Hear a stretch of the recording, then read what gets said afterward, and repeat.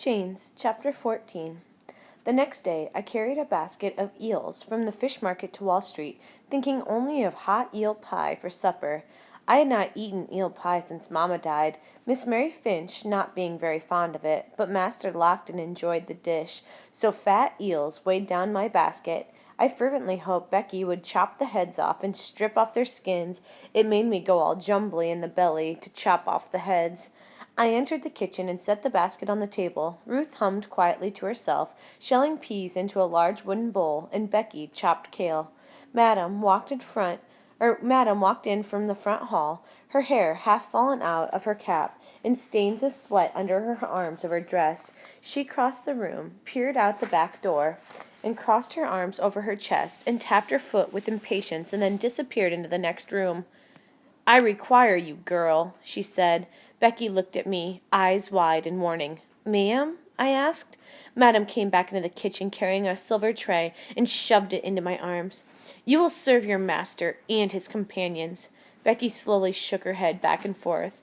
"Are you sure, madam, that's what the master requested?" she asked slowly. "'Tis hard to interpret the ways of menfolk, them being so complex and all, but surely when he said, 'Let nothing disturb us,' that was indeed his true meaning." "Be quiet, Becky," Madam snapped. You have the manners of a donkey and the voice of a goose." Becky said nothing, but chopped faster. Madam paced back and forth.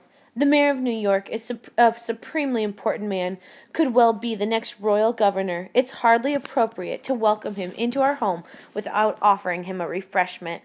She turned to me. You will not put one foot wrong." When the tray was loaded so heavy I could scarce lift it, Madam preceded me down the hall and waited by the closed door onto the library. "Go on," she told me, without offering to help. I kicked at the door with my shoe and called out, "Wine, sir? A bite to eat?" "Leave us," Lockton responded. Madam knocked on the door and with not terribly refined fist. "Come on, Elihu, show some graciousness." Deep voices in the kitchen conferred. Then the door was unlocked and opened. Madam stepped towards the opening, but Lockton filled the frame. "Thank you, dear," he said. "The girl can serve us. I'll send her to you if I am in need of anything more." Madam tried to look beyond him to the distinguished guest, but he could not see through the thick form of her husband. "Well, then," she said loudly, "I shall be composing a letter to our cousins in London, our cousins who are very well regarded by His High Majesty." "Excellent suggestion, dear." He stepped out of the way so I might enter. There were only two men besides Master Lockton, Goldbuttons wearing a shabby waistcoat of black wool, and a third man, who I took to be the mayor. The mayor had on a fine wig, powdered properly, and pulled back with a curl at the end of his queue. The sable coat and matching breeches, and a maroon waistcoat and white silk cravat tied loosely around his neck atop his shirt. The windows were all closed, but the sun beamed in, heating up the room to a slow simmer, and bringing forth the ripe stink of underwash men. A broad, brightly colored map of the coastline was spread up on the master's desk, weighted at each end by a heavy book. Lockton removed one of the books, and a map curled up on itself, clearing the desk for a place for a Gloucester cheese and rye bread, and the bowl of strawberries I set there. "My most sincere apologies for the interruption," Lockton said. He took a glass of wine from me. Pray, sir, continue." Goldbuttons took a hasty bite of cheese before speaking. "It has proved more difficult to bribe patriots to change sides than we anticipated. Those who are fed up with the situation prefer to melt out of the city and walk home to Massachusetts or North Carolina." I removed the serving tray and retreated to my corner. The horses and the paintings still leapt from the fence. I fought the temptation to reach for the adventures of Crusoe on the shelf. Instead, I centered my eyes on my feet and my thoughts on a slice of eel pie. "They turned down the offer of 100 acres, Lockton said. "The land offered by the king is distant from their farms." Goldbuttons buttered a piece of bread. "My fellow reports they simply want peace and a chance to get a good crop of wheat." "Idiots," Lockton said. "The news from Philadelphia is that Congress is close to declaring independence," Goldbuttons continued. I fought the urge to yawn. The master and his friends could could complain about the Continental Congress such at length I feared my ears might drop off. Lockton plucked a strawberry from the bowl and pulled the leaves from it.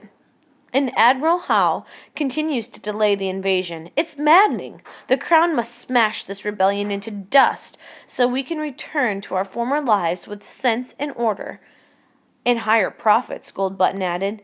If Madame only knew how dull these gatherings were, she would not have been so anxious to barge her way in. I would have been happily chopped off the heads of barrowful of eels to escape another afternoon trapped with men whose voices droned on, like rumbling dusty grindstones. The mayor set his goblet on his desk. The time for bribery and persuasion is past. This is the hour when we must unsheathe our swords. Swords? Lockton shook his head. We've been over this, David. Our task is to hold this city loyal, nothing more. The mayor leaned back in his chair. Holding is not enough. They're coming for us, raiding our homes for lead and our stores for anything they desire. Goldbuttons wiped the cheese from his fingers with a handkerchief. I agree with Elihu. A loyal New York cuts New England off from the other colonies. The rebellion will wither like a vine cut from its roots. Cut off a vine, and it will grow back, the mayor said. You must pull it out of the ground and burn it to ensure that it is dead. Lockton put the strawberry leaves in the bowl. Is there a plan afoot to destroy them? Most definitely. The mayor's voice was quiet but stern. This was not idle prattle about Congress. I stood as still as possible. The mayor swatched at the mustard stain on his cuff. General Howe delayed the invasion, hoping that the revolutionary fervor would die down. On the contrary, independent sentiment now burns far away as Georgia, and as far as the western frontier. I am a bookcase, I thought. I am a piece of furniture, not a girl who will remember every word spoken in this room. The cry for liberty has proved powerful, Lockton said. The beast has grown too large, the mayor said. If it breaks free of its chains, we are all in danger. We need to cut off its head. Goldbuttons frowned. How so? We must kill their commander. Lockton drew in a deep breath. With Washington gone, the revolution will collapse, predicted the mayor.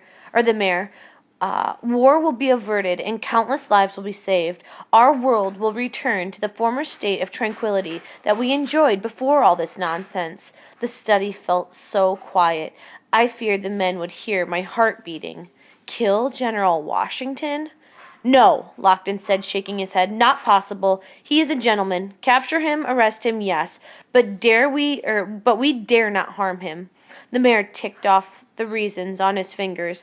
All the American leaders have committed treason against the king. You cannot deny that. Treason is the highest offense under English law, worse than murder. And what is the punishment for treason, my friends? Neither Lockton nor Goldbuttons answered. To be hung by the neck until dead, then have your body chopped down into 4 pieces, which are sent to the 4 corners of the kingdom, Mayor continued. Others propose we send sections of Washington's corpse to Charleston, Philadelphia, and Boston. They want to keep forth a bit here to be displayed in front of City Hall. The room fell silent again, and I could hear the ticking of the hall clock through the wall. Lockton shook his head again. You cannot guarantee Parliament would rule treason. It's too dangerous. If we dispose of Washington, Parliament will do whatever we ask. But how can you accomplish this? Goldbutton said. The man is surrounded by an entire army. We have a man in the Life Guards committed to our plan. He spends his days within 2 arms' length of the general. On our signal, he will act. And this is why you need the money? Lockton said. There was a sound of a lid being removed and the jangling of keys. Lockton took the key ring out of the blue china snuff jar on the corner of his desk. He unlocked the top drawer and removed a tall stack of currency, enough to buy a village or 2. I let my eyelids droop as if I were dozing. The risks are too high, Goldbutton said in a shaky voice. If we are discovered, we are dead men. Think not upon the risks, but the rewards, the mayor said. I peeked. Lockton tugged at his collar to loosen it. "Suspicion will fall on my neck first, David. I require assurance that my role will not be betrayed." "You have my word on it," the mayor said. "Your promise is not enough, sir." Lockton pushed a sheet of paper, a quill, and the inkstand across the desk to the mayor. "Write down the names of those who know of this plot." "Why?" Goldbuttons asked. "The paper will serve as my insurance should I fall into rebel hands.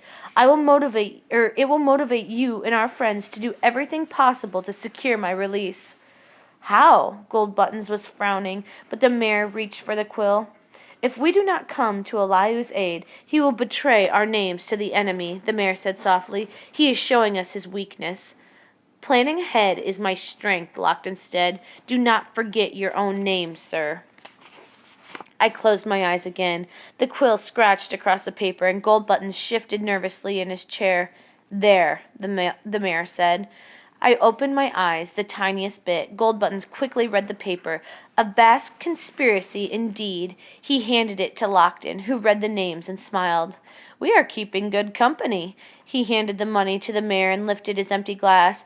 "I believe this calls for a toast, gentlemen." I did not step forward with the wine bottle. Lockton needed to believe I was a sleepy servant, unaware of his plans. "Sal!" he snapped. I drew my head and acted befuddled. "Wine," Lockton said. I crossed the room and emptied the last of the wine into his glass. Lockton frowned. "Fetch another bottle," he said. "Yes, sir." I curtsied and left the room, pondering how I could pass this news along to Curzon. That was when blood-curdling screams started in the kitchen. I dropped the bottle and I ran.